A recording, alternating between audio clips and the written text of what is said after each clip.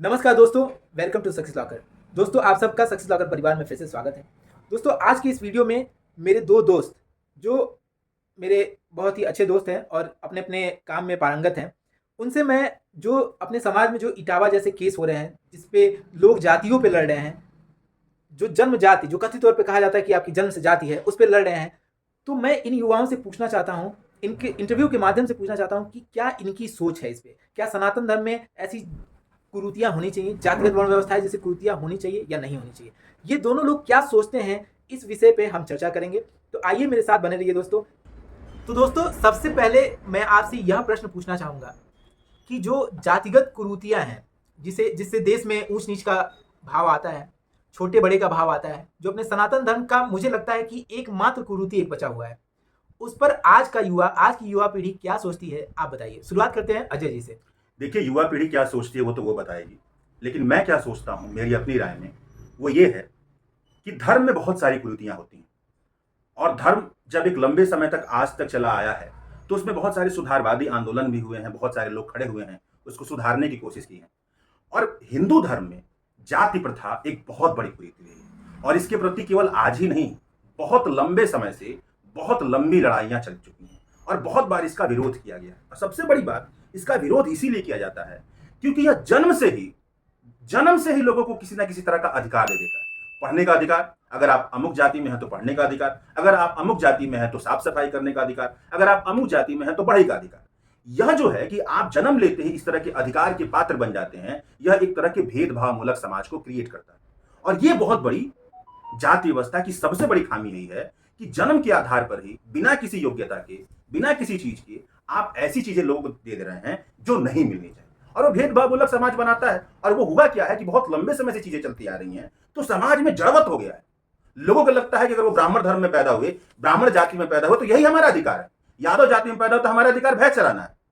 लेकिन जब चीजों को लोग समझते हैं, शिक्षित होते हैं, आसपास के लोग उनको बताते हैं, समझते हैं, किताबों से पढ़ते हैं, शिक्षकों से जानते हैं, अच्छे संगत में रहते हैं, तब वो समझते हैं कि हमारे धर्म में, हिंदू धर्म में जाति प्रथा जो है एक गुनाह की तरह मौजूद है, जिसको वहां पे नहीं होना चाहिए। मेरी तो इस पे ये राय है। अब आप शशांक जी से पूछिए। शशांक जी, आपकी क्या राय है? जी अच्छा जी, मैं इनके बातों से आंशिक रूप से सहमत हूँ। जाति जो हमारे सनातन धर्म में या जो हिंदू समाज में, जैसे मैंने कहा कि एक गुनाह का स्वरूप है, वो वर्तमान रूप में जरूर स्वरूप गुनाह का स्वरूप है, लेकिन ऐसा नहीं है कि वो हमेशा से गुनाह का एक स्वरूप ही रहा है।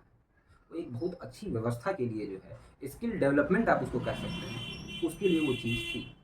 अच्छा, कहीं ऐसा नहीं था हमारे यहाँ कि ब्राह्मण का लड़का है तो वो पुरोहित का ही काम करेगा। ये चीज़ें पीढ़ी दर पीढ़ी होती गई और दो लोगों में जो एक जो है भैंस चराने का काम किया और एक जो पोथी बाँचने का काम किया, उन दोनों के बीच में इतनी दूरी बढ़ गई कि आज एक ब्राह्मण समुदाय ही अलग हो गया और एक यादव समुदाय ही अलग हो गया है। आप मेरी बात समझिए कि पोथी पढ़ना भी उतना ही ज़रूरी है जितना कि भैंस चराना और भैंस का दूध पीना। अगर भैंस का दूध न मिले तो पोथी पढ़ने वाले के दिमाग में, उसके शरीर में इतने प्रोटीन और विटामिन नहीं मिल पाएंगे कि वो पोथी पढ़ के दो अक्षर समझ पाएंगे। दोनों कर्म उतने ही महत्वपूर्ण है, लेकिन इनकी बात से मैं यहाँ सहमत हूँ कि वर्तमान समय में ये गुनाह का स्वरूप बन चुका है। तो हम यही तो बात कर रहे हैं कि वर्तमान समय की हम बात कर रहे हैं। हम भी जानते थे कि अपने प्राचीन समय में जो जातिगत वर्ण व्यवस्थाएं थी वो कर्मों के आधार पे थी।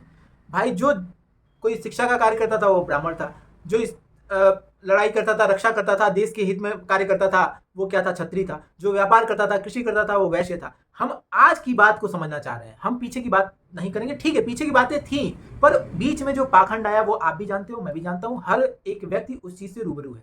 तो आप आज की बात कीजिए, क्या आज इसको कैसे हम हटा सकते हैं? क्या सचमुच जो आज युवा पीढ़ी पढ़ा लिखा हुआ है, क्या उसके दिमाग में ये सब चीजें हैं या नहीं? नहीं, मैं यहाँ पे थोड़ा सा असहमत हूँ शशांक से और आपसे भी। जो अतीत का स्वरूप है उसके बारे में लोग ये कहते हैं कि ये कर्म के आधार पर था। तो मेरा प्रश्न यही है कि अगर ये कर्म के आधार पर था तो ब्राह्मण जो है, ब्राह्मण को पढ़ने लिखने का अधिकार मिला और कहा गया कि भाई जो भी समाज में होगा, जो भी समाज में पढ़ना लिखना चाहेगा या वेद पढ़ेगा वो ब्राह्मण का काम करेगा। जो भी क्षत्रिय होगा, सेना में लड़ने जाएगा, वो क्षत्रिय होगा। तो मेरा ये प्रश्न है कि जो ब्राह्मण का लड़का था वो कहां गया? क्या वो जन्म लेते ही उसको ये सुविधा नहीं मिली कि वो ब्राह्मण पढ़ाई ना करे, वो जाए और साफ सफाई करे, लेटरिन उठाए किसी का? ये उसको सुविधा मिली? क्या उससे कहा गया कि अब आप हमारे घर से बाहर निकल जाइए, आप जाइए बाहर और आप देखिए क्या कर सकते हैं और उसके बाद आप हमारी जगह पे आइए? मेरा तो इस पूरी मान्यता से विरोध है जो ये कहता है कि अतीत में कर्म के आधार पर जाति थी। ये पूरी तरह से फ्लॉ बात लगती है। बिल्कुल। मैं अजय जी की बात से पूर्णतः सहमत हूँ। यहाँ पे इन्होंने बहुत अच्छी बात कही है कि और दरअसल ये उस जड़ तक पहुंच रहे हैं जहां समस्या है। समस्या वही है कि जाति का जो कॉन्सेप्ट है ये दरअसल था ही नहीं। वर्चस्व की लड़ाई में जैसे इन्होंने की सुख सुविधा की बात की, इन्होंने कुछ अधिकारों की बात की कि जिनको कुछ जन्म से अधिकार मिल गए, तो उस जन्म से मिले अधिकारों की रक्षा के लिए, उस पूरे सिस्टम को बचाने के लिए, उस पूरे इकोसिस्टम को बचाने के लिए और अपने आप को सुविधा संपन्न बनाए रखने के लिए इस जाति की व्यवस्था की गई। वरना तो ये था कि हर आदमी को हर काम आना चाहिए, हर आदमी को वेद पढ़ना, अगर वैदिक सिस्टम उस समय था, जो भी उस समय शिक्षा की चीजें थी, जो भी शैक्षिक चीजें थी, सबको सब चीज मिलना चाहिए था। और ये इसीलिए हम कहते हैं कि हमारा संविधान जो है वो किसी वरदान से कम नहीं है। और ये बिल्कुल वरदान है संविधान। उस समय संविधान ने ही, मैं आपको रोकूंगा, कि संविधान ने ही ऐसी व्यवस्था बनाई कि चाहे वो किसी भी जाति से आया हो, किसी भी धर्म। चलिए, बहुत अच्छी बात आप लोगों ने कही कि जड़ें कहाँ से खराब हुई हैं और कहाँ तक जानी चाहिए, कैसे सुव्यवस्थित होंगी, इस पे चर्चा हुआ। जैसे मैं एक चीज़ कहना चाहूँगा कि जो आज की जाति व्यवस्था है उसमें सनातन को लोग भूल ही गए हैं। जाति वर्ण व्यवस्था में इतने लिप्त हो गए कि अपनी अपनी जातियों में, जैसे किसी ने कोई समुदाय बना लिया है, इस वर्ण का समुदाय बना लिया है, कोई किस वर्ण का समुदाय बना लिया है। अब लोगों में एक परस्परता आ गई है कि भाई मेरी जाति आपसे अच्छी है। इस बात पे आप क्या कहना चाहेंगे? अजय जी, आप देना चाहेंगे जवाब इसका? देखिए, आपके प्रश्न का जो मूल भाव मैं पकड़ पा रहा हूं, अगर मैं सही पकड़ पा रहा हूं तो कि लोग सनातन को नहीं समझना चाहते हैं, जाति को बोलना चाहते हैं। हाँ। मेरे ख्याल से जो जाति नामक व्यवस्था उत्पन्न होती है वो यहीं से उत्पन्न होती है। उसका जो सोर्स है वो हिंदू धर्म है, ठीक है? उसका जो सोर्स है वो हिंदू धर्म। तो जब अगर आपको जाति व्यवस्था पूरी तरीके से खत्म चाहिए तो उसका हमला धर्म पर होगा ही होगा, क्योंकि उसके सोर्स पे, जड़ पे हमला होगा, क्योंकि वहीं से वो निकली है। तो जातियां जो जन्म की जातियां हैं, जो आज जाति है, वो उसका तो स्वरूप ही बदल गया है ना। जो मूल जाति का कॉन्सेप्ट था, जो कर्म के आधार पर, वो तो अलग था। आप ये बताइए, आज हमारे समाज में ज्यादातर शादियां कौन कराता है? कौन कराता है? कौन सा? सिंपल सी बात है, ब्राह्मण कराता है। ब्राह्मण कराता है, ठीक है। आज हमारे समुदाय में जाति के आधार पर शादियां होती हैं कि नहीं होती हैं? होती है, एकदम होती है। होती हैं, ठीक है। आज हमारे समाज में जो मृत्यु के समय जो संस्कार होता है, जन्म के समय जो संस्कार होता है, विवाह के समय संस्कार होता है, मेरे कहने का भाव यह है कि समाज जिस तरह से अपने आप को नियमबद्ध करता है, वो नियम कहां से निकल करके आते हैं? वह नियम धर्म और जाति से निकल करके आते हैं, ठीक है। और उसमें किसकी प्रधानता है? ब्राह्मण धर्म की, ब्राह्मण समाज की प्रधानता है। तो मेरा कहने का भाव यह है कि आप अगर सनातन धर्म से जाति को निकालना चाहते हैं, अच्छी सोच है, ठीक है, लेकिन यह सोच बहुत अच्छी है, लेकिन जब आप इस पे सोचेंगे कि भाई ये जाति क्यों है, इसको हटाना क्यों चाहिए, क्या दिक्कतें हैं, तो धर्म पे भी हमला होगा और जाति पे भी हमला होगा। दोनों के अस्तित्व पर खतरा आएगा। जब दोनों के अस्तित्व पर खतरा आता है तो जो बहुत बड़ा समुदाय है, अपने आप को धर्म से परिभाषित कर रहा है, वो अक्सर यहां चाहता है कि अगर जाति व्यवस्था खत्म हो जाएगी तो हमारा धर्म खत्म हो जाएगा। तो वो धर्म, वो जाति को बचाने की कोशिश करता है। यही वजह है कि आज तक भारत में इतनी जातिगत लड़ाइयां होने के बावजूद भी, संघर्ष होने के बावजूद भी अंतरजातीय विवाह नहीं होता है। क्यों नहीं होता अंतरजातीय विवाह? लड़कों लड़कियों को मार दिया जाता है अंतरजातीय विवाह करने पर। इसीलिए नहीं होता है कि धर्म के ठेकेदार इसको बचाना चाहते हैं।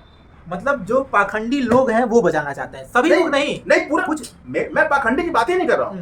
मैं ये कह रहा हूं कि धर्म नाम का संस्थान जिस बुनियाद पर खड़ा है वो बुनियाद बचाना चाहती है, क्योंकि अगर उसको नहीं बचाएगा तो उसको डर लगता है कि हमारा तो धर्म खत्म हो जाएगा, उसका अस्तित्व खत्म, उसका अस्तित्व खत्म हो जाएगा। ये बात मुझे लगती है। बाकी से शाम बता जी, आप बताइए। अगर इस, मैं ये भी प्रश्न पूछना चाहूंगा कि अगर इस जाति व्यवस्था को, जो कुरीति आज इतनी बड़ी है और धीरे धीरे खोखलाई करेगी, सनातन धर्म को बचाने वाली तो नहीं है, तो इससे कैसे इसे दूर किया जा सकता है? आज इसे कैसे दूर किया जा सकता है? देखिए, इसको दूर करने की कोई जरूरत नहीं है, ठीक है। समय इसको दूर कर रहा है। इसको समय अपने आप दूर कर रहा है, ठीक है। और ये वही बात हो जाएगी कि आपको जो है कोई बम डिफ्यूज करना है तो आप दूसरा बम वहाँ डिफ्यूज कर दीजिए, दूसरा बम वहाँ फोड़ दीजिए, वो बम फूटे और वो बम उसमें डिफ्यूज है। ऐसा नहीं होता है। आप एक बम को दूसरे बम से डिफ्यूज नहीं कर सकते हैं। आप इसको टाइम पे छोड़ दीजिए, समय के साथ ये चीजें। अब कितना समय पे छोड़ा जाए? नहीं, कितना समय हो गया है? नहीं, सुनिए, मैं बता रहा हूँ, विकास हमेशा एक लंबी प्रक्रिया का हिस्सा होता है।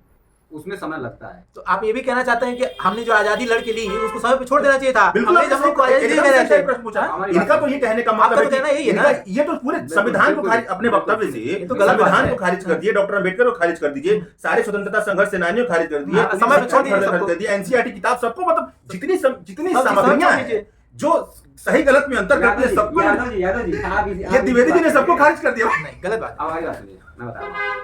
देखिए, जैसे उन्होंने कहा कि आपने कहा ना कि स्वतंत्रता संग्राम को फिर छोड़ देना चाहिए था समय पे, वो छोड़ के चले जाते हैं। आपके कहने का अर्थ यही था ना। उसकी एक पूरी तैयारी होती है, जो तैयारी गांधी ने की थी। ये अंतर है गांधी ने नहीं की संघर्ष थी, में- मंगल आप पांडे मेरी ने बात शुरुआत की सुनिए, आप थी। मेरी गांधी बात तो सुनिए। बड़े दिन बाद आए। आप मेरी बात नहीं समझ पा रहे हैं। नहीं इस बात समझ आप मेरी बात समझ नहीं पा रहे हैं। लेट मी ठीक है भाई, आप समझाइए, इसीलिए तो आपको बुलाया गया है। गांधी का संघर्ष हाँ। यही बहुत ज्यादा महत्वपूर्ण हो जाता है बाकी के क्रांतिकारियों के संघर्ष की तुलना में। मैं किसी के संघर्ष को कम ज्यादा नहीं कर रहा हूँ।